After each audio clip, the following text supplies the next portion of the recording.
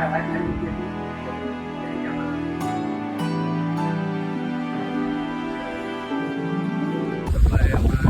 એટલો બધો ચાલુ થઈ ગયેલો છે કે તમને બતાવો જો.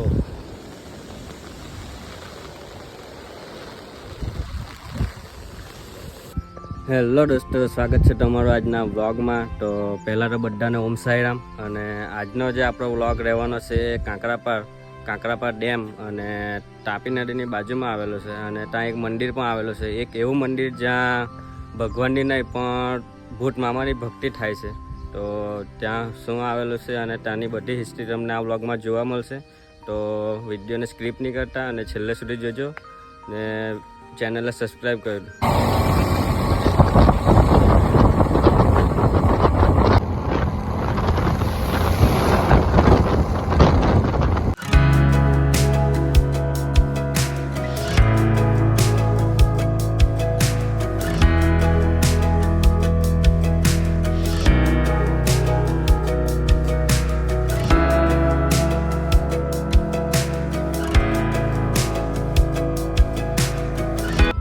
જો તમે માંડવીથી આવો તો માંડવીથી 2 કિલોમીટર આગળ તમને આ પુલ જોવા મળશે. તો પુલ પાસેથી તમને દેખાશે આ કાંકરાપાર ઓટોમિક પાવર સ્ટેશન. જો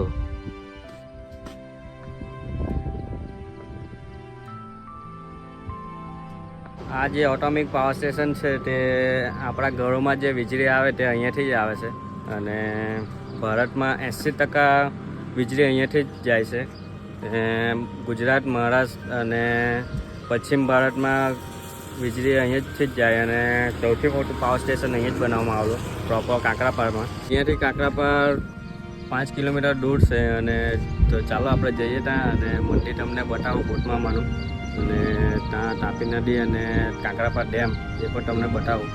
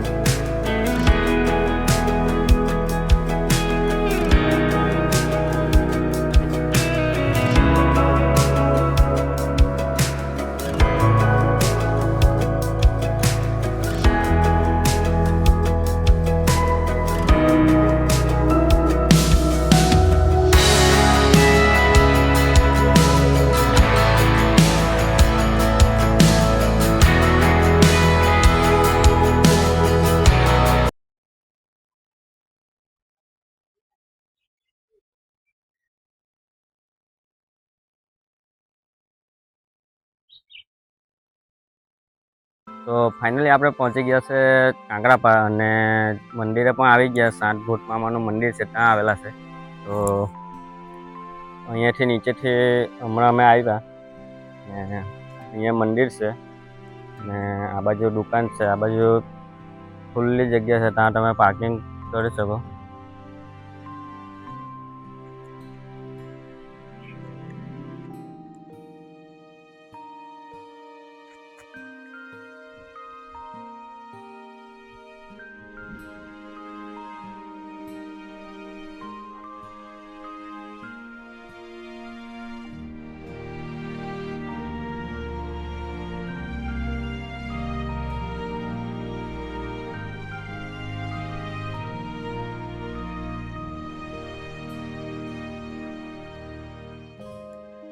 તો આપણે અહીંયા દર્શન કરીએ. હવે આપણે જઈએ અહીંયા ઉપર આ મંદિરમાં.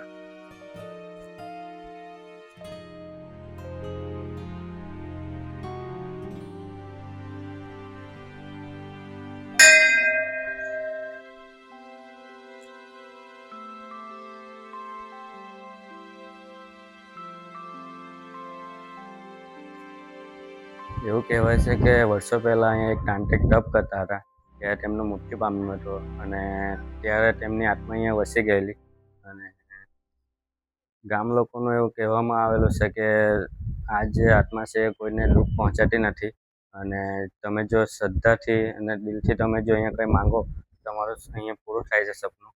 અને ખાસ કરીને જો વકીલો તેમના કેસ લઈને અહીંયા ઘણા લોકો આવે છે.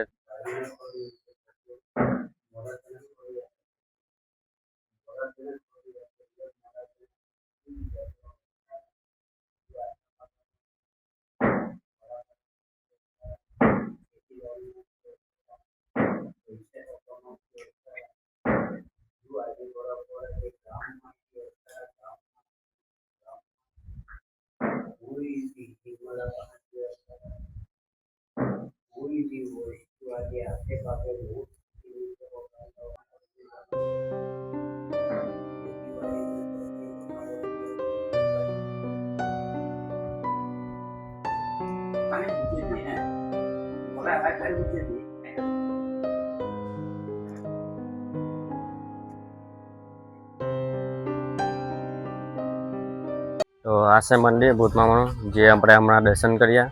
અને અહીંયા છે પીપળાનું ઝાડ, જે બહુ મોટો આવેલો છે. જો એવું કહેવાય છે કે અહીંયા ભૂતમામા વસે છે. અને ત્યાં છે દુકાનો આવેલી છે 2. અને આ બાજુ છે ખુલ્લી જગ્યા, ત્યાં તમે જમવાનું પણ બનાવી શકો અહીંયા આવીને. આ જે મંદિર છે ભૂતમામાનું એ કાંકરાપાળમાં આવેલું છે. અને જો તમારું ઘરમાં કંઈ દુઃખ હોય કે કંઈ પણ પરેશાની હોય તો અહીંયા તમે આવો અને ચિઠ્ઠીમાં લખીને તમે અહીંયા મૂકી જાઓ કે નારિયેળ ચડાવવામાં આવે છે. અને જો તમે ચિઠ્ઠીમાં લખીને અહીંયા મૂકી જાઓ તો અહીંયાના લોકો એવું કહેવાય છે કે ભૂતમામા વાંચે એ ચિઠ્ઠી અને તમારો જે પ્રશ્ન એ સોલ્વ કરે અને તમારું બધા જ દુઃખો દૂર કરે, એવું અહીંયાના લોકો કહે છે. કહેવાય છે કે રાતના આ મંદિરમાં દીવો જાતે જ સળગે છે. રાતના અવાજો આવે એવું કહેવામાં આવેલું છે. આ અહીંયા છે મંદિર અને અહીંયાથી નીચે જવાનો તાપી તરફનો રસ્તો છે.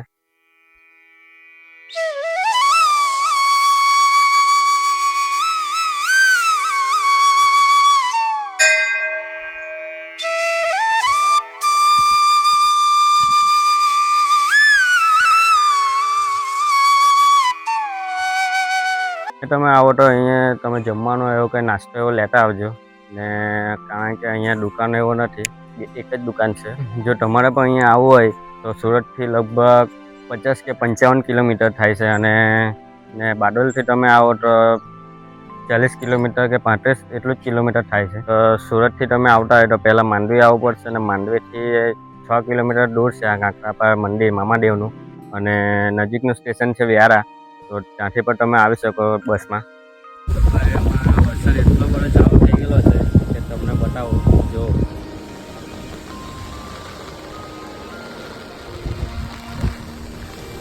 તો વિડીયોને આપણે અહીંયા પૂરો કરીએ. અને વિડીયો તમને કેવો લાગ્યો એ કમેન્ટમાં જરૂરથી કહેજો. અને વિડીયોને લાઇક કરી દેજો અને ચેનલને સબસ્ક્રાઈબ કરવાનું ભૂલતા નહીં જો તમે નવા હોય.